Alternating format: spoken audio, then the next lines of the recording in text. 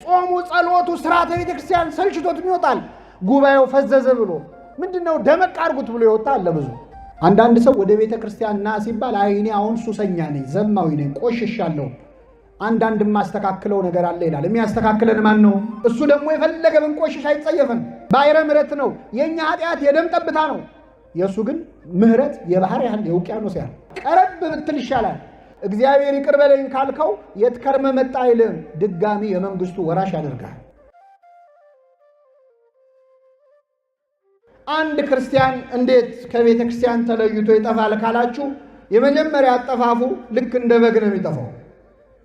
በግ እንዴት ነው የሚጠፋው ካልን በግ የሚጠፋው አውቆ ነው ወይስ ሳያውቅ ነው የሚጠፋው? መልሱልኝ። የባህር ዳር በጎች ያስባሉ እንዴ? በግ የሚጠፋው አውቆ ነው ሳያውቅ? ምን እያደረገ ነው በግ የሚጠፋው? ሳር እየበላ እዚህ ጋር ሳር ሲበላ ይሄ ሲደርቅበት ወደዚያ ሲሄድ፣ እዚህ ሲጠጣ ይሄ ውሃ ሲደፈርስ ወደዛ ሲሄድ ሳስበው ነው በግ የሚጠፋው። በግ ሲጠፋ ቢመሽብኝስ ብሎ ያስባል? ሰዓት እያየ የሚጠፋ በግ አለ? ተኩላ ቢበላኝ ገደል ብገባ ይላል አይልም። የመጀመሪያው እኛ ክርስቲያኖች ከቤተ ክርስቲያን የምንጠፋው ልክ እንደ በግ ሳናውቅ ነው። ምን እያደረግን? እየበላን እየጠጣን ነው። አንድ ስራ ስንሰራ ሌላ ስራ፣ አንድ ንግድ ስንነግድ ሌላ ንግድ፣ አንድ ትምህርት ስንማር ሌላ ትምህርት። ቀስ እያለን እኮ ነው ከቤተ ክርስቲያን የምንጠፋው። ምን ነው ጠፋ? ምን ነው አታስቀድስም? ምን ነው ቤተ ክርስቲያን አትመጣም ሲባል ውይ እንደ ድሮ እኮ አይደለም ኑሮ፣ እኔ እኮ አሁን ቢዚ ነኝ ይላል። ይሄ በግ አሁን ቢዚ ነበር አልነበረም? ነበር። ይሄን ሳር እያገላበጥ አይደለም? መብላቱ እኮ ጥሩ ነው፣ አትብላ አልተባለ። እግዚአብሔር አትስሩ፣ አትነግዱ፣ አትማሩ አይልም። ግን ከበረቷ ከቤተ ክርስቲያን እንድንጠፋ አይፈልግም። እግዚአብሔር ሁላችንን የጠፋነውን በቸርነቱ ይመልሰን። በግ ሲጠፋ ቢመሽብኝ አይልም። እኛ ደግሞ ከቤተ ክርስቲያን ስንጠፋ ብሞትስ አንልም። ሞት ሲመጣ አይ አሁን ስራ ላይ ነኝ ማለት ይቻላል? አይቻልም። ተኩላ ቢበላኝ አላለም። ተኩላ የተባሉ ክርስቶስ ተርጉሞታል። የበግ ለምድ ለብሰው የሚመጡባችሁ በውስጣቸው እንደ ተኩላ ነጣቂዎች ከሆኑ ከሐሰተኞች መምህራን ተጠበቁ። መናፍቃን ናቸው። ሌላ ምን ተኩላ ነው? ቢያስክዱኝስ ሳንል ሳናውቀው ከቤተ ክርስቲያን እንጠፋለን። እንደዚህ የጠፋነውን እግዚአብሔር በቸርነቱ ይመልሰን። እረኛው ምን አደረገ? ሊፈልገው ወጣ ይላል። አንድ በግ ፍለጋ 99ኙን በጎች ትቶ ወጣ። እግዚአብሔር ለአንዲት ነፍስም ዋጋ አለው የለው? አለው። በቤተ ክርስቲያናችን በስብከቱ ጣዕም ምክንያት አፈወርቅ ተብሎ የተጠራው ቅዱስ ዮሐንስ አፈወርቅ ምንለው አባት አለ። እንግዲህ ከሞተ ከ200 ዓመት በኋላ ነው አፈወርቅ የተባለው። በነገራችን በሕይወት ዘመኑ አፈወርቅ ያስተምረናል ተብሎ የተዋወቀ እንዳይመስላችሁ። እና ቅዱስ ዮሐንስ አፈወርቅ ሲያስተምር በዛሬዋ ቱርክ የምትባል ሀገር፣ ትናንት ቁስጥንጥንያ የምትባል ልክ እንዲህ እንደናንተ በጣም ብዙ ሕዝብ መጥቶ በጣም ይማር ነበር በደስታ። እና ይገርማችኋል፣ አንድ ቀን ቅዱስ ዮሐንስ አፈወርቅ ሊያስተምር ጉባኤ ላይ ሲመጣ ሊማር የመጣው ሰው አንድ ሰው ብቻ ነው። ስንት ሰው? አንድ ሰው። ቅዱስ ዮሐንስ አፈወርቅ ቆሞ 3 ሰዓት ሙሉ አስተማረው በደንብ ለዚያ ሰው። ነገሩን የሰሙ ሰዎች ገረማቸው። እንዲህ አባታችን ለአንድ ሰው ይሄን ያህል ድካም ምንድን ነው አሉ። አይ ይመስላችኋል እንጂ አለ ድሮም የሚመጣው ይሄ ሰውዬ ብቻ ነበር አለ። ምክንያቱም ያን ቀን የጣዖት በዓል ይከበራል። ጭፈራ ሊያየው ሰው ሁሉ ግልብጥ ብሎ ሄዶ ይማር የመጣው ይሄ ሰው ነው። ከልቡ የመጣው እሱ ነው። እግዚአብሔር ከልባችን ለመምጣት ይርዳል። አንዳንዴ ስጋችን መጥቶ እኮ ልባችን አይመጣም። አንድ ነፍስ ዋጋ አላት ምዕመናን። አንዱን በግ ፍለጋ ወጣ፣ እስኪያገኘው ድረስ ፈለገው ይላል። እንዴት የሚያጽናና ቃል ነው! በሉ እስኪ እስኪያገኘው ድረስ ፈለገው። ምን እስኪለው? እግዚአብሔር እኛን የሚፈልገን ምን እስኪለን? እስኪ ደክመው አይልም፣ አይደክመው። እስኪ ሰለቸው አይልም፣ አይሰለቸው። እኛ እኮ ሊያውም ለየት ያለን በጎች ነን። እግዚአብሔር በዚህ ሲመጣ እኛ በዚህ ጋር ነው የምንሄደው። የምንደበቅ በጎች ነን። እስኪያገኘው ድረስ ፈለገው። ባገኘው ጊዜ አነሳና በትከሻው ተሸከመው ይላል። እዚህ ላይ ነው በጣም የእግዚአብሔርን ሥራ የምናደንቀው። ልብ በሉ ምዕመናን። አሁን እረኞቹ እኛ ብንሆን እስቲ እረኛ ሆነን ቀኑን ሙሉ 100 በግ ስንነዳ ውለን ፀሐይ ላያችን ላይ አልቆ ልባችን ዝሎ ቤት ገብቼ አርፌ ተኛለሁ ብለን ስንመለስ ከ100 በግ አንድ ቢጠፋ ፍለጋ ስንወጣ ደስ እያለን የምንወጣው? እየመረረን ነው የምንወጣው። ወተን ያን በግ ፍለጋ በጨለማ አንዴ ተራራውን ወተን ከዚያ ወርደን ከዛ ተሻግረን ወንዙን አንድ ሁለቴ እግራችንን እንቅፋት ብሎን እንደው ምርር ብሎን እኩለ ሌሊት ላይ ያንን በግ ብናገኘው እንሸከመዋለን? መልሱልኝ። እንኳን በግ ቀርቶ ልጅ ጠፍቶ ሲገኝ ምንድን ነው የሚደረገው? እኔ የኔን ልምድ ልንገራችሁ። መጀመሪያ ልጅ ሲጠፋ ወላጆች ወይኔ ልጄ ይላሉ። ሲገኝ ደግሞ ወይኔ የሚለው ልጁ ነው አይደለም? ምን አንቀጨቅ። እንደውም እመቤታችን ብቻ ነች ጠፍቶባት እኮ አግኝተው ነበር ጌታን አይደለም?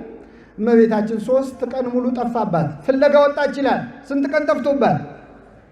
3 ቀን ከዓይኗ ቢጠፋ ፍለጋ ወጣች። ክርስቶስ ከኛ ሕይወት ውስጥ ከጠፋ ስንት ቀን ሆኖታል? ከኛ ልብ ውስጥ ከኛ ሕይወት ከጠፋ ከራቀ ፍለጋ ወጣች። ሄዳ የታገኘችው በቤተ መቅደስ ከመምህራን እግር ስር ቁጭ ብሎ ሲማር አገኘችው። አትቆጣው ነገር አምላኳን ወልዳ ምን ታድርግ? ልጄ ሆይ አባትህና እኔ ስንፈልግ ለምን አስጨነከን አለችው። ማናማ ስንፈልግ? አባቴ ያለችው ቅዱስ ዮሴፍን ነው። ክርስቶስ የዮሴፍ ልጅ አይደለም። ለምን አባት አለችው? ቅዱስ ኤፍሬም ሶርያዊ በዙሪያ ላሉት አይሁድ ስትል ነው ይህንን ያለችው እንጂ የዮሴፍ ልጅ ሆኖ አይደለም ይላል።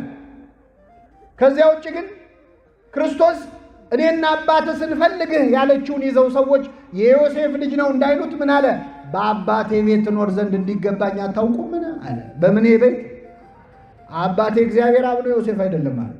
ሌላ ወላጅ ግን ልጁን ገርፎ ከጨረሰ በኋላ ነው የት ነበርክ የሚለው። ይህ እረኛ ግን ባገኘው ጊዜ በትከሻው ተሸከመው ይላል። ለምንድን ነው የተሸከመው? እግሩ ዝሏላ ይሄ በግ። እግዚአብሔር ከቤቱ ስንርቅ ወደ ቤቱ ለመምጣትም አቅም እንደሚያስፈልገን ያውቃል። ያውቃል። ብዙ ሰዎች እኮ መምጣት እየፈለጉ በሱስ ተይዘው በኃጢአት እግራቸው ታስሮ መቼ ደርሳለሁ የአምላኬን ፊት መቼ ያዋለሁ እያሉ በየመጠጥ ቤቱ እኮ ሆነው ቅዳሴ ትዝ እያላቸው የሚያለቅሱ የሚረበሹ አሉ። እግዚአብሔር በቸርነቱ ይመልሳቸው። አሁን እኛ የመጣ ነው አስተዋይ ሆነን መሰላችሁ? ተሸክሞ ያመጣን ማን ነው? እግዚአብሔር ነው። በእውነት ከቤቱ ሳናውቅ የራቅነውን ሰዎች በቸርነቱ ትከሻ ተሸክሞ ወደ ቤቱ ይመልሳል። ሁለተኛው ምዕመናን የጠፋው ሳንቲም ነው። ሳንቲምን የሮኒመስ ወይም ጄሮም ተብሎ የሚጠራው ሊቅ በእኛም ትርጓሜ ወንጌል ላይ ያለ ሳንቲምን ሊቃውንተ ቤተ ክርስቲያን የሰው ልጅ ነው ብለው ተርጉመውታል። ሳንቲም የተባልነው እኛ ነን። በሳንቲም ላይ ያን ጊዜ የቄሳር መልኩ ይሳልበታል። ያ ሳንቲም ዋጋ የሚኖረው የቄሳር ፊቱ ይታይ እንደሆን ነው። እኛ ሁላችን ሳንቲሞች ነን። የማን ሳንቲሞች? የቄሳር ሳይሆን የማን? የእግዚአብሔር። የቄሳር መልክ ሳንቲሙ ላይ ስላለ የቄሳር ንብረት እንደሆነ ሁሉ እኛ ደግሞ እግዚአብሔር ሲፈጥረን ሰውን በመልካችን እንደ ምሳሌያችን እንፍጠር ብሎ መልኩን ስሎብናል። ስለዚህ እኛ የማን ገንዘብ ነን ማለት ነው? የእግዚአብሔር ነው። ሳንቲሙ እኛ እያንዳንዳችንን ነው የሚወክለው። ሴቲቱ ጠፋባት። ሲጠፋባት ቤቷን ጠረገች፣ ቆሻሻውን ወደ አንድ ቦታ ሰበሰበች። ያን ሳንቲም እዚያው ቤት ውስጥ ከቆሻሻው መካከል ፈልጋ አወጣችው ይላል። በጉ ከቤተ ክርስቲያን የራቁ ሰዎች ናቸው። ሳንቲሙስ ምንድን ነው ካላችሁ፣ ሳንቲሙማ እኛ ነን። ይህ ሳንቲም ያለው ቤት ውስጥ ነው፣ ግን ጠፍቷል። ግን ያለው የት ነው? ቤት ውስጥ ነው። ሁለተኛ ጠፋ የሚባለው ምዕመናን ቤተ ክርስቲያን ውስጥ ሆኖ የጠፋ ሰው ነው። ጠዋት ማታ የሚያስቀድስ የሚያወድስ ሰባኪው እኛ፣ አስተማሪው እኛ፣ ዘማሪው እኛ፣ ቀዳሹ እኛ፣ አስቀዳሹ እኛ ጠፋን እንዳንባል ማለት አለን እንዳይባል ደግሞ ቆሻሻ ውስጥ ነው ያለን። ቆሻሻ ኃጢአት ውስጥ፣ ክፋት ውስጥ፣ መለያየት ውስጥ፣ ቂም ውስጥ፣ በቀል ውስጥ፣ ቅናት ውስጥ። አሁን እንደውም እግዚአብሔር በጣም የተቸገረው ቤተ ክርስቲያን በማይመጡ ሰዎች ሳይሆን ቤተ ክርስቲያን ውስጥ ሆነን በጠፋኑ ሰዎች ነው። እንዳይፈልገን አለን፣ እንዳያጠምቀን ማተብ አስረናል። ሃይማኖት ሲባል ኦርቶዶክስ ተዋሕዶ እንላለን፣ ግን ቤት ውስጥ ሆነን ጠፍተናል። አለህም እንዳልል እንዲህ ይደረጋል፣ የለህም እንዳልል ይመሻል ይነጋል ብለዋል ባለበገኑ። እግዚአብሔር እኮ ጨነቀው። በራድ ወይም ትኩስ ብትሆን መልካም ነበር፣ እንዲያው ለብ ስላልክ ከአፌ ልተፋህ ነው ይላል። አፉ ላይ እኮ ይዞ ተጨነቀ እግዚአብሔር። አይተፋን ነገር ፈጥሮናል፣ አይውጠን ነገር ለባልንበት። ወይ አልካድን ወይ አላመንን። ይሄ በጣም በጣም የአየር አጋንንት ሆንበት እኮ ለእግዚአብሔር። ወይ አልካድንም ወይ አላመንም። ሁለተኛው ቤተ ክርስቲያን ውስጥ ሆኖ መጥፋት ነው። እንዲህ የጠፋነውን እግዚአብሔር በቸርነቱ ይመልሳል። ሴቲቱ ምን አደረገች? መብራት አበራች። ሕግህ ለመንገዴ መብራት ነው ለእግሬም ብርሃን ነው ይላል። ቃሉን ያበራል እግዚአብሔር። ቤት ውስጥ ሆነን የጠፋነውን ሊፈልግ ከዚያ ያን ሳንቲም ከቆሻሻው መሃል ፈልጋ አወጣችሁ ይላል እግዚአብሔር። ሁላችንንም ካለንበት ቆሻሻ ውስጥ ፈልጎ ያወጣል። አሁን አንዳንዴ አይ እኔ እኮ ለማልለወጠው ነገር ቤተ ክርስቲያኑ ቢቀርብኝ ይሻላል የሚል ሰዋል። እኔ መመላለስ እንጂ መመለስ አልቻልኩም፣ ስለዚህ ይቅርብኝ ይላል እግዚአብሔር። አንድ ቀን ከቆሻሻው መሃል እኮ ፈልጎ ያወጣናል ምእመናን። ሌላው አንዳንዴ መቼስ ቤተ ክርስቲያን ውስጥ ጥሩ ሰው አለ፣ ደግሞ ክፉ ሰው አለ። ጥሩ ካህን አለ፣ መጥፎ ካህን አለ። ጥሩ ሰባኪ አለ፣ ክፉ ሰባኪ አለ። እና አንዳንዴ ቤተ ክርስቲያን ውስጥ መጥፎ ሰው ስናይ አንዳንድ ሰው ምን ይላል? እንደው መድኃኔዓለም እንደው ምን አለ እንደው ቤትህን ብታጸዳ፣ እንደው እንደዚህ አይነቶቹ ሰዎች ምን አለ እንደው ጠርገ ብታስወጣቸው ይላል። እግዚአብሔር ያሳያቸው። አሁን እግዚአብሔር ቤቴን ላጽዳ ካለ እኛንስ ይለቀናል እንዴ? ወይስ ሐሳቡን ያመጣው ሰውዬ ይቆይባል? ቅዱስ ዮሐንስ አፈወርቅ ምን ይላል? እስቲ ከኔ ጋር በሉ። ቤተ ክርስቲያን ሐኪም ቤት ናት እንጂ ፍርድ ቤት አይደለች። ቤተ ክርስቲያን ምንድናት? እኛስ ምንድነን? አቤት ምን ታካሚ ትላላችሁ? በሽተኞች ነን። አታሳምሩት እንጂ ከበሽተኛም አስቸጋሪ በሽተኛ ደግሞ ቅዱስ ጎርጎርዮስ ዘንዚናዙ ክህነት ተቀበል ብለውት እምቢ ብሎ አምልጦ በግድ ነው የተቀበለው ክህነት። እና ምን ይላል? ከካህን ስራ የዶክተር ስራ የሐኪም ስራ ይሻላል ይላል። ለምን? ሐኪም የሚያክማቸው በሽተኞች ከበሽታው ለመዳን ፈቃደኞች ናቸው።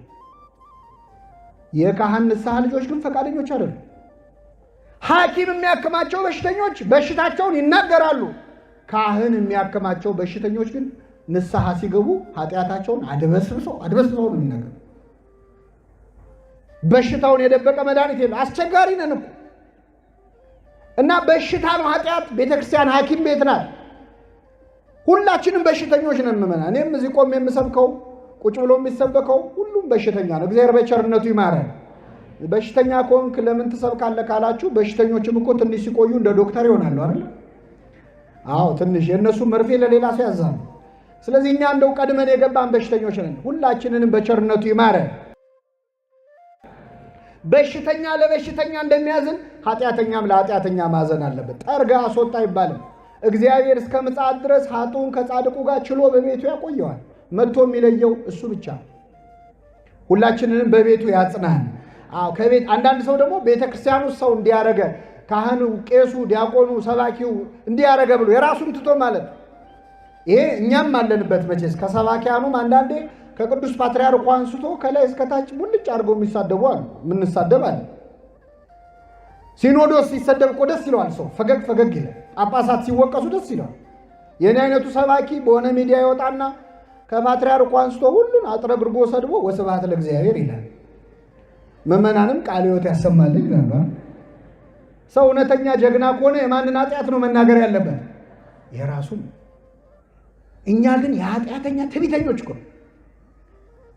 እና በሽተኛ ለበሽተኛ እንደሚያዝ ኃጢአተኛ ለኃጢአተኛ ማዘን አለበት። ይህን ርኅራኄ ለሁላችን ያድለን። ወደ መጨረሻው ልምጣላችሁ። እንግዲህ በጉ ከቤተ ክርስቲያን ሳያውቁ የራቁ ናቸው። ሳንቲሙ ቤት ውስጥ ኖረን የጠፋነው ሰዎች ነን። ልጁ እስካላችሁ አውቀው ከቤተ ክርስቲያን የራቁ ሰዎች ምሳሌ ነው። እንግዲህ ይሄ ልጅ ቤት ውስጥ ቁጭ ብሎ አንዴ ውሃ ቅዳ፣ አንዴ እንጨት ፍለጥ፣ አንዴ በጊዜ ግባ መባል ሰልችቶት ነው የወጣው። ከቤተ ክርስቲያን ጾም ሰልችቷቸው፣ ጸሎት ሰልችቷቸው፣ ምንኩስናው ከበደን ብለው፣ አጽዋማት በዙ ብለው የወጡ ሰዎች አሉ። የሉ አሉ። ጾም ባይኖር አሁን ስንት ሰው ይወጣል ከቤተ ክርስቲያን? ስንት ሰው እኮ አይወጣም ነበር። አንዳንድ ሰዎች ሌላው ነገር ደስ ይላል፣ ጾሙ አይመቻቸው። ደስ የማይለዋለ። እናንተስ ጾም ትወዳላችሁ አትወዱ? አቤት ትወዳላችሁ። ጾም ሲገባ ነው ሲወጣ ነው እንኳን አደረሳችሁ ምንባባል? እንደው ፈገግ ብለን ሲወጣ እኮ የጾም ጠላቶች እኮ ነን። ለነፍስ አይመስለንማ። የሚያጉረመርም አለ ውስጥም ሆኖ እና ይህ ልጅ ልውጣ አለ። አጽዋማት የጠሏል ተሐድሶ ብለው አንድ ሰሞን ሲበጠብጡን የነበሩ ሰዎች በህትመቶቻቸው አጽዋማት በዙ። እንደውም አንዳንዱ አጽዋማት ቁጥራቸው አንሶ ለምሳሌ ጾመ ሐዋርያት 12 ነው መሆን ያለበት አሉ። ስንት? ለምን? አቤት ሐዋርያት ስንት ስለሆኑ እንደው ተራቀው ሞተዋል እኮ። ሐዋርያት 12 ከሆኑ ስለሆኑ 12 ይሁን ከተባለ የነነዌ ጾም ስንት ቀን ነው የምንጾመው? የነነዌ ህዝብ ስንት ነው? አይ ከሆነ አይቀር ለሁሉም ነው አይደል እንዴ? መርጣ አይደል? እግዚአብሔር ያሳያል። ጾሙ፣ ጸሎቱ፣ ሥርዓተ ቤተክርስቲያን ሰልችቶት ይወጣል። ጉባኤው ፈዘዘ ብሎ ምንድነው ደመቅ አድርጉት ብሎ ይወጣል። ለብዙ ጭፈራ አምሮት ይወጣል። ይህ ልጅ ወጣ። የአባቱን ገንዘብ ይዞ ወደ ሩቅ አገር ሄደ። ገንዘቡን በትኖ ጨረሰ ይላል። በጥምቀት ያገኘነውን ሀብተ መንፈስ ቅዱስ በትኖ ከመጨረስ እግዚአብሔር ይጠብቅ። ይመስልሃል ከቤተ ክርስቲያን ይሆናል ብለው ወጥተው ጸጋቸውን ያጡ ሰዎች አሉ። ለዛ ቢስ ያደርግሃል እግዚአብሔር ከቤቱ ስትወጣ። ለቤቱ የሰጠህን ጸጋ ከቤቱ ወጥታ አትጠቀምበት። ባዶ እጁን ቀረ። የአሳማ ምግብ መመኘት ጀመረ ይላል። ይህን ጊዜ ወደ ልቡ ተመለሰ። ምን አለ? በአባቴ ቤት እንጀራ የሚተርፋቸው አገልጋዮች ስንት ናቸው አለ። አባታችን ማን ነው? ምእመናን። የአባታችን ቤት ማናት? ቤተ ክርስቲያን። የአባታችን ቤት ሙያተኞች ደግሞ ቅዱሳኑ ናቸው እና አቡነ ተክለ ሃይማኖት እነ ቅድስት አርሴማ ናቸው። እንጀራ የሚተርፋቸው ማለት ጽድቅ ተርፏቸው ለሌላው የሚያማልዱ ለሌላው የሚተርፉ ናቸው የአባታችን ቤት ሙያተኞች። ተነስቼ ወደ አባቴ ሄዳለሁ፣ ልጅ ልባል አይገባኝም፣ ከአገልጋዮች አንዱ አድርገኝ ይለዋለሁ አለ። ተነስቶም ወደ አባቱ መጣ። ይህ ልጅ አሳማ ሲጠብቅ ነበር። ልብሱ ቆሽሿል፣ ይሸታል። ልብሴን ልቀይር፣ ገላዬን ልታጠብ ሳይል ከነሽታው ከነቆሻሻው ተነስቶ መጣ። አንዳንድ ሰው ወደ ቤተ ክርስቲያን ና ሲባል አይኔ አሁን ሱሰኛ ነኝ፣ ዘማዊ ነኝ፣ ቆሽሻለሁ፣ አንዳንድ ማስተካክለው ነገር አለ ይላል። የሚያስተካክለን ማን ነው? እሱ ደግሞ የፈለገ ብንቆሽሽ አይጸየፈን። ባሕረ ምሕረት ነው። የኛ ኃጢአት የደም ጠብታ ነው። የእሱ ግን ምሕረት የባህር ያህል የውቅያኖስ ያህል እና ገና ከሩቅ ሳለ አባት አየውና አዘነለት ይላል። ሩቅ እያለ አየና አዘነለት። እግዚአብሔር ቤቱ ስንመጣ ብቻ የሚያዝንልን ከመሰላችሁ ተታላችኋል። እግዚአብሔር ሩቅ ሆነን አይቶ የሚያዝንልናል። ከኃጢአት ውስጥ ሆነን አይቶ ያዝንልናል። አዘነለት። ወደ እርሱ ሮጠና አቀፈና ሳመው ይላል። አባት በሩጫ ልጅ በእርምጃ። ሽማግሌው አባት እየሮጠ ወጣቱ ግን እየተጎተተ። እግዚአብሔር እኛን ይቅር ለማለት የሩጫ ያህል ይቸኩላል። እኛ ግን ይቅር በለን ለማለት የእርምጃ ያህል ነው የምንጎተተው። እግዚአብሔር ይቅር ማለት ሳይሰለቸው እኮ እኛ ይቅር በለን ማለት ይሰለቻል። ሮጠና አቀፈና ሳመው። ልጅ ልባል አይገባኝም አለ ልጁ። አባት ግን ከአፉ ተቀብሎ ከሁሉ የተሻለ ልብስ አምጡና አልብሱት፣ ለጣቱ ቀለበት፣ ለእግሩ ጫማ ስጡት፣ የሰባውን ፍሪዳ አምጡና እረዱለት፣ እንብላ ደስ ይበለን አለ። እግዚአብሔር ይቅር በለኝ ብለህ ከመጣ የቀደመ ልብስህን ጸጋ መንፈስ ቅዱስ ይመልስልሃል። ለሁላችን ይመልስልን። ቀለበት አድርጉለታል። ቀለበታውን ጌጥ ነው፣ ምን ምግብ አይደል፣ መጠጥ አይደል፣ ግን ማህተም ነው። በዚያ ጊዜ ቀለበት የንብረቴ ወራሽ ይሁን ከዚህ በኋላ አለ። እግዚአብሔር ይቅር በለኝ ካልከው የትከርመ መጣ አይልም፣ ድጋሚ የመንግስቱ ወራሽ ያደርጋል። ጫማ አድርጉለት ለእግሩ አለ። ጫማ እባቡን ጊንጡን የምንረግጥበት ኃይል ይሰጠናል። በጫማ እንደምንረግጥ ኃጢአት ድል መንሳት እንድንችል ያደርገናል። እግዚአብሔር ፍሪዳ ረዱለት አለ። በንስሐ ለሚመለሱ ሰዎች እግዚአብሔር በቤቱ የሚያርደው ፍሪዳ የገዛ ስጋና ደሙን ነው። ሌላ ምን ፍሪዳ አለ? ይህን ልጅ የተቀበለ አምላክ ሁላችንን ይቀበለን። አሁን ስንተርከው ቀላል ነው። እስቲ አሁን እኛ ብንሆን ልጃችን እድሜያችንን ሙሉ የሰራንበትን ሀብት ወስዶ አውድሞ ባዶ እጁን ከስቶ ጠቁሮ ቆሽሾ ቢመጣ ሮጠን አቅፈን እንስመዋለን? መልሱልኝ። ለነገሩ እንስመዋለን። ደስ የሚለው የኛ ሀገር ባህል እንቀበለዋለን። መጀመሪያ መቼም ጣት ቆሰለ ተብሎ ምን አይልም፣ አይቆረጥም። አንዴ ወልጅ ያለው በልና ግባ ቤት ይባላል። ይገባል። ግን ገብቶም አንለቀው። እንደው እንጀራ በበላ ቁጥር እኔ ከፈጣሪ ያገኘዋለሁ ብዬ ነው እንጂ ይቅር እንላለን አንረሳ። ፈረንጆቹ ፎርጊቭ እና ፎርጌት የሚሉታል። ይቅር እንላለን አንረሳ። የወጋ ቢረሳ ታውቁታላችሁ። ሲቆይ የረሳውን ልመሰለህ እንዴ እንላለን። ይቅር ካለ የሚረሳ ማብቻ ነው። እግዚአብሔር የሁላችንን ኃጢአት በቸርነቱ ይርሳል። እኛ እኮ እናሸማቅቃለን። ንስሐ ገብቶ የተመለሰውንም እያስታወስን የዛሬን አያርገውና እያልን እናሸማቅቃለን። ተቀበለው ይህን ልጅ የተቀበለው ሁላችንን ይቀበለን። የመጨረሻው ነጥብ ምዕመናን፣ ታላቅ ወንድሙ ሲመጣ ቤቱ እልልታ በእልልታ ሆኖ ሰማ። ምንድነው ብሎ አንዱን ሕፃን ጠርቶ ሲጠይቀው ወንድም መጥቶ አባቴ የሰባውን ፍሪዳ አረደለታል። እንደው አንዳንድ ሕፃን ተንኮለኛ ነው። ወንድም መጥቷል አይበቃም? ይበቃል። ወንድም መጥቶ ምን ተደረገለት? ፍሪዳ አይደለ? የቱም ፍሪዳ? ተንኮለኛ ነው። ልጁ ራሱ የከፋው ይመስላል።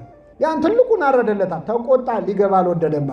አባት ወጥቶ ለመነው፣ እባክህ ግባ አለው። አልገባም፣ እኔ እስከ ዛሬ እንደ ባሪያ ተገዝቼልህ ምን አገኘው? ፍየል እንኳ አርደህልኛል። ይህ ልጅ ግን ገንዘብህን ከጋለሞቶች ጋር በልቶ ሲመጣ ፍሪዳ አረድክለታል። በጣም ያሳዝናል። አሁን እግዚአብሔር የተቸገረው እነገሌ ሲገቡ እነገሌ ይወጣሉ። እሱ ደግሞ የሁላችን አባት ነው። እኛ ቡድን ስንሰራ ከየትኛውም ሊገባ አይችልም። እግዚአብሔር የሁላችን አባት ነው። እስከ ዛሬ እንደ ባሪያ ተገዛውላል። ይሄ ማለት ምን መሰላችሁ? ለቤተ ክርስቲያን ገንዘቡን ጊዜውን ይሰጥና አንዳንድ ሰው እኔ እኮ ቤተ ክርስቲያን ስል ነው ወደ ኋላ የቀረሁት ይላል። እግዚአብሔርን ብሎ ወደ ኋላ የቀረ አለ? የለም። ገንዘቤን የጨረስኩት እኔ ካህናት ሳበላ ነው የሚሉ ሰዎች አሉ። በረከት አገኙ እንጂ ምንም አልተጎዱም። ምን አገኛችሁ ቤተ ክርስቲያን በመመላለሳችሁ ከተባለችሁ መልሱ ምን መሰላችሁ? የእግዚአብሔር የሆነ ሁሉ የኛ ነው። አንተ ስለ ፍየል ታወራለህ፣ የኔ የሆነ ሁሉ የማን ነው አለው? ያንተ ነው አለ። ነገር ግን የወንድም ሞቶ ነበር ያው ሆኗል። ይህ ልጅ ቤት ውስጥ ሆኖም ጠፍቷል። ወንድሙም ከስቶ ይሆን ጠቁሮ ይሆን ብሎ እንኳን አላየው። ጭራሽ ገንዘብን ከጋለሞቶች ጋር በልቶ መጣ እያለ ይከሳል። አሁን ከጋለሞቶች ጋር ይብላው ከደናግል ጋር ይብላው አይቷል? አላየም። እንዲያው ሲያስበው እንዲሁ በሰው ኃጢአት ሳናጣራ ከፈረድን ቤት ውስጥም ብንሆን ጠፍተናል። የመጨረሻ አንድ ነጥብ ላንሳና አበቃለሁ። ከነዚህ ሁለት ልጆች ከጠፋው ልጅና ቤት ውስጥ ካለው ልጅ አባቱን በጣም የተዳፈረው የትኛው ይመስላችኋል ምዕመናን? አይሰማም? ቤት ውስጥ ያለው ነው አይደለም? ያኛውማ ልጅ ተብዬ ልጠራ ምን አይለኝም። ይሄኛው ግን ከፍ ዝቅ አረገው። እውነት ለመናገር እግዚአብሔርንም በጣም የምንዳፈረው ቤት ውስጥ ያለነው ሰዎች ነን። ራቅ ያሉት ሰዎች ሲፈሩ ሲንቀጠቀጡ፣ ቀረብ ያልነው ሰዎች የማትደፈር አንተን ይሁዳ ደፈረ ይላል። እንዳፈራለን። ደግሞ ይህን ስናገር እዚህ መሃል ብዙም ቤተ ክርስቲያን የማይመጣ ወጣት አለ እኮ። እኔም ለዚህ ብዬ እኮ ነው ቀረብ ማለት ነው እንዳትሉ። አንዳንድ ሰው መርጦ ይሰማል ከትምህርቱ ውስጥ። እኔ አላልኩ አትቅረቡ አላልኩ። ቀረብ ማለት መጥፎ ሆኖ አይደለም፣ መራቅም ጥሩ ሆኖ አይደለም። ሐሙስ ዕለት የሆነውን አስታውሱ። ሐሙስ ዕለት ጌታችን ሊሰቀል አንድ ቀን ሲቀረው እንደሚሞት እንደሚሰቀል ተናገረ። ከሐዋርያት መካከል ቅዱስ ጴጥሮስ ያው ለጥያቄም ለመልስም ለእምነትም ለክደትም ከሱ የሚቀድም አልነበረም። ተነሳና ጌታ ሆይ ሌሎች ሁሉ ቢክዱ እኔ ምን አልልህም አለ። ጌታችን ግን ዶሮ ሳይጮህ እንዴ ትክደኛለህ? በፍጹም አለ። ኧረ ምን ሲደረጋል? በኋላ ቅዱስ ጴጥሮስ ልክ ጌታ ሊያዝ ሲል በእውነት በረከቱ ይደርብን። ጴጥሮስ የዛኔ 58 ዓመቱ ነው። ስንት ዓመቱ? አረጋዊ ነው። ልባ ከወጣቶቹ ወታደሮች ጋር ሊዋጋ ውጊያ ጀመረ ሰይፍ አንስቶ እና በዚያ ውጊያ የሊቀ ካህናቱን ባሪያ የማልኮስን ጆሮ ቆረጠ። ሊቃውንት እንደሚነግሩን እሱ የሰደደው ለአንገቱ ነበር፣ ግን የሥራ ልምድ ስለሌለው ምን ቆረጠው? ጆሮውን ቆረጠው። እና ጌታ እንደውም በዚህ ጆሮ ጦስ ጴጥሮስ ችግር ውስጥ እንዳይገባ ለማልኮስ አዲስ ጆሮ ሰጠው ይላል። ለሁላችን አዲስ ጆሮ ይስጠን። መሬት ላይ ጆሮ ፈልጎ አንስቶ ገጠም አይልም። አዲስ ጆሮ ነው የሰጠው። ምን ያደርግለታል? ስንት ወሬ የሰማ ጆሮ አይደል? አሁን እንደው የኛንም እንደው ጆሮ ጴጥሮስ መጥቶ በገነጠለው። ቅዳሴያችን ይላል አንተን ብቻ የሚሰሙ ጆሮዎችን ምን በለን ስጠን፣ ይስጠን ለሁላችን። አሁን ጴጥሮስ ጌታን እያዳፉ ሲወስዱት ሲያይ ጥሎ እንዳይሄድ ይወደዋል ክርስቶስ። ቀረብ እንዳይል ደግሞ አብረው ቢሰቅሉኝስ ብሎ ፈራ። ስለዚህ ጴጥሮስም ጌታን ከሩቅ ይከተለው ነበር ይላል። ከምን ይከተለው ነበር? ይሄ ማለት ቤተ ክርስቲያን በሩቁ ነው የሚሉ ሰዎች አሉ። አንቺ ቀረብ ቀረብ አትበይ፣ ጥሩ አይደለም ይመክራሉ። ልጆቻቸውን ቁጭ አድርገው እንደደና ነገር ነው። አንቺ ቀረብ ቀረብ አትበል የሚሉ አሉ። ከሩቅ ሲከተለው በረደው። ሲበርደው እሳት ሊሞቅ ቁጭ አለ። እሳት ደግሞ ሙቀት ብቻ ሳይሆን ብርሃንም አለ የለው። የጴጥሮስን ፊቱን ወለል አድርጎ አሳየበት። እንዴ አንተ ከሱ ጋር አልነበርክ እንዴ አሉት። አንተ ከሱ ጋር አልነበርክ? ኧረ የምትሉትን ሰውየውን አላውቀውም አለ። ማንን አላውቀው? ሰውየውን አለው። እግዚአብሔርን ሰውየው ከሚያስብል ፈተና ይሰውራችሁ። አላውቀውም አለ። ሶስተኛ ጊዜ ጆሮን የተቆረጠው ሰውዬ ዘመድ መጣና እንዴ አንተ እዛ አትክልት ውስጥ አላየሁም እንዴ? ነገሩ አላማረው። እንዲያርግብኝ እንዲጨምርብኝ ፈጽሞ አላውቀውም እያለ መማል መገዘት ጀመረ። ይህን ጊዜ ክርስቶስ ቀና ብሎ አየው። የንስሐ አባቱ ክርስቶስ በዓይኑ ቀኖና ሰጠ። አታውቀኝም? እውነት እግርህን አላጠብኩህም? በባህር ላይ አላራመድኩህም? አየው ባይኖቹ። ቅዱስ ጴጥሮስ ወጥቶ ስቅስቅ ብሎ አለቀሰ። ከሁሉ ይልቅ ስወደው እንዴት ከሁሉ ቀድሜ ክደዋል? አለቀሰ። ምዕመናን ከቤተ ክርስቲያን በሩቁ ነው ብሎ ብዙ ሰው ለበዓል እየመጣ ጧፍ የሚያበራ ሰዋል። ችግሩ ምንድነው? ራቅ ስትል ይበርድሃል። ሲበርድ እሳት ልትሞቅ ቁጭ ትላለህ። ቁጭ የምትለው ከሚያምኑም ከማያምኑም ሰዎች ጋር ነው። በጥያቄ አጣድፈዋል። አንቺ ኦርቶዶክስ አይደለሽ፣ አንተ ኦርቶዶክስ አይደለህ፣ እንዲህ ሌለ እንዴ እንዲህ አይልም እንዴ ሲሉ መልስ ስታጣ ፈጣሪውን ፍጡር ያስብሏል። ተማላጁን አማላጅ ያስብሏል። ያስክዷል። ቀረብ ብትል ይሻላል። ቀረብ ያለ ምን ያገኛል ካላችሁ እንደ ጴጥሮስ ሳይፈራ እስከ መስቀል ስር የተከተለ ሐዋርያ ነበረ። ቅዱስ ዮሐንስ ሳይፈራ በመከተሉ ክርስቶስ ወደር የሌለው ሽልማት እዚያው መስቀል ላይ ሰጠው። ይህች ወደር የሌላት ሽልማት ማናት? እመቤታችን። ክርስቶስ ሊሞት ሲል ሊናዘዝ ፈለገ። ቤት እንዳይሰጠው፣ ቤት የለውም ክርስቶስ። የተወለደው በበረት ነው። በኋላም ለሰማይ ወፎች መሳፈሪያ ያላቸው፣ ለቀበሮች ጉድጓድ ያላቸው፣ እኔ ግን ራሴን የማስጠጋበት የለም ብሎ ልብሱን እንዳይሰጠው ልብሴን ቀደው ተካፈሉ፣ በቀሚሴም ላይ ዕጣ ተጣጣሉ ይላል። ክርስቶስ ምድር ላይ የቀረው ቤቱ፣ ገንዘቡ፣ ልብሱ፣ ንብረቱ ማን ነበረች? እመቤታችን። እና ቤተ ክርስቲያን ቀረብ ያለን ሰዎች ምንም እንደው ደፋሮች ብንሆንም ኃጢአተኞች ብንሆንም ቢያንስ የእመቤታችንን ፍቅር ግን አግኝተናል። ስለዚህ ከዚህ መሃል እንደ ሳንቲሙ ቤት ሆኖ የጠፋ አለ፣ እንደ ልጁ ጨልጦ የወጣ ሰው አለ፣ ሊወጣ ጫፍ ላይ ያለ አለ፣ እንደ በጉ ደግሞ በተለያየ ነገር ተታሎ የጠፋ አለ። ሁላችንን በቸርነቱ ይመልሰን፣ የሰማነውን በልቡናችን ጽላት ይጻፍልን።